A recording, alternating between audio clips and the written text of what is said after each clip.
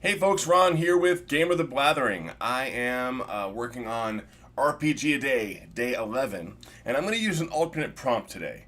I don't have a lot of crazy character names, or wild character names, so I'm going to go with how do you prepare for a one shot? I think that's a good one, and I've got a bit to say about that subject.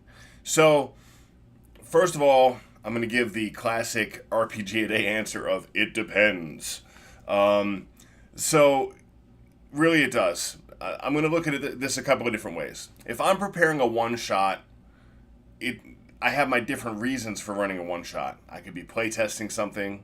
I could be trying to show my players what I think of pitch a game to the players in my group. I could be testing out a theory. I know it's kind of like playtesting, but it's a little bit different.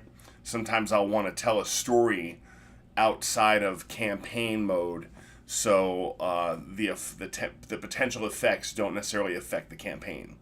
And then, of course, there's whenever I run a game in public, and that could be at a store, at some sort of an event, or at a convention. So three different things. Oh, and also sometimes people are like, "Hey, Ron, you want to run a game? Let's play a game," and I have to run a game pretty quick from that. So there's a lot of different ways I prepare. Luckily, one of my favorite things about running games is the riffing off the players. So I don't tend to need a ton prepared in order to run a game. With a new system, I need to prepare a little bit more, but if I'm going to use one of my fallback systems like Savage Worlds or Fate, I don't need a whole lot of preparation to get it going. Maybe the equivalent of a couple of sentences on an index card, and I'm good for the most part. Anyway, so let's talk about the I just want to run a quick game first. And that one is one of my favorite things to do is a one sheet for Savage Worlds. I grab a one sheet, it's literally two sides of a single sheet of paper, and anywhere from a third to half of side two is stat blocks that are associated with the NPCs slash adversaries that are in the adventure. And there's a little bit of info about, background of what's going on, and then some high points of what are going to be discussed. Most one sheets are about 1,000 words. So I read through that. It gives me enough skeleton of a situation, and then the rest of the game is really riffing. So sometimes these can be done in 2 hours. Sometimes they can be done, sometimes they have the potential to go more than a session. So it just depends on the way the players react to it. So this is sort of that mixed bag approach, depending on the way the riffing goes with the players, how everybody's day went leading up to the game, whether or not the plot line that is put forth clicks with the players, or even with the GM, really. And so my preparation for that is literally grab some pre-generated characters, read the one sheet, and go. So that approach I know is not for everybody, but it works pretty well for me. The other kind of one shot I'll talk about is when I am testing out a game to see either what my interest level is, the player's interest level might be, or a playtest for one of my designer friends or for my own design. And what I do there is a little bit more, again, depending on the system. If it's a system I'm really familiar with, there's less involved. It's all about hitting the high points, understanding the setting, and having the right characters in place for them to play. That's super simple, and it's a lot similar to when I talked about running a one sheet. But when it's a brand new system, or I'm using new mechanics that have not been field tested, that's when I really do my best to drill down on the mechanics. I make myself any cheat sheets that are necessary, and I do just a little bit more to understand what's going on. If it's a new system, I study the character sheets so I understand what's there. If I'm running a quick start, which is these things they come with quote all the rules you need, an adventure and some pre-gens, I look for the holes that are there. A lot of these quick starts will leave stuff on the character sheet that are not mentioned at all in the rules that come in the quick start. So there's quite a bit more going on. Not a whole lot more, because at that point I'm kind of reading through it. Now, if I'm going to run a quick start in public as a way to drum up support for a game, like I did with Modern Age a while back, I ran that first in a sort of a slot zero. And a slot zero is when you run it before you're officially running it. I do that also with RPG a Day, not RPG a Day, free RPG Day adventures. I get them about a week or two in advance, run them for my home group so I can get all the kinks out, and then I'm able to run it on the day to put the best foot forward for the game. So, lots going on there. Really, it's more reading and making sure I understand the rules. So the third, I don't know how many one-shots I'm talking about here, but the final kind of one-shot I'm going to talk about right now is the convention game. And for the convention game, I, especially if it's a story that I'm creating, I write up a general plot. I usually, again, at the most a page. I might throw together a quick outline. It still might fit on that index card.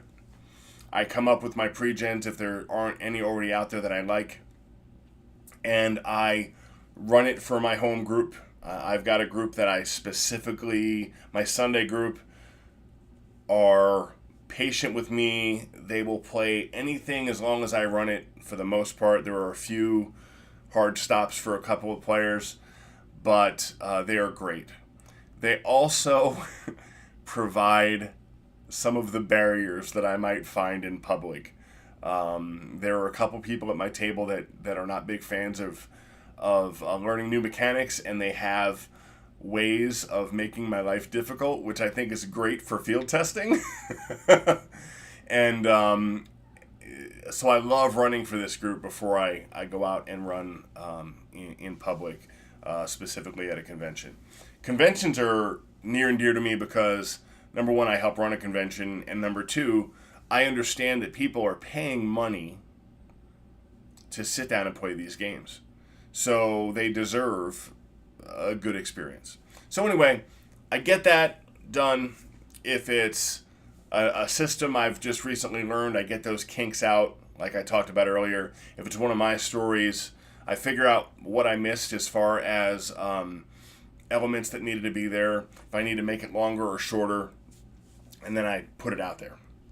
Now, I do have a little bit of a formula when it comes to running games at a convention.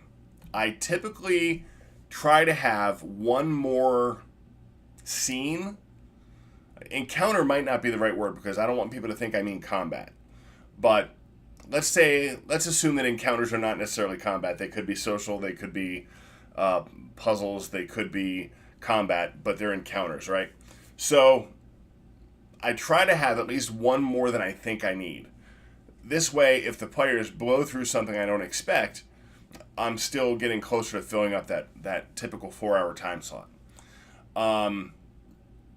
Also, I have one or two scenes that I can not necessarily skip, but gloss over if I need to save time, if a scene that I think is going to be easy or take a certain amount of time takes longer. So having one more than you need and making sure that not absolutely everything that you've written down is necessary makes it so that you can, with some practice, make it work in that good 4-hour time slot. I think once I go post 3 hours in a game, I'm pretty comfortable because sometimes people are happy to get done a little bit early so they can either get to their next game or grab some food or hit the vendor room or whatever. So as long as I go beyond 3 hours, I'm pretty comfortable. I'd like to make it between 3.5 and 3 hours and 45 minutes if I can. I try not to go over because I feel like that tends to be rude. And if I think I'm going to go over, as soon as I know I might go over, I'll bring it up to the players, see what they think, and then adjust my story from there. Speaking of story, a lot of people think that story is a bad word, and railroading is bad. They call it railroading because you're on the rails and you don't have any choices. Literal railroading is not something I do. However, when it comes to convention games, I think there's a certain amount of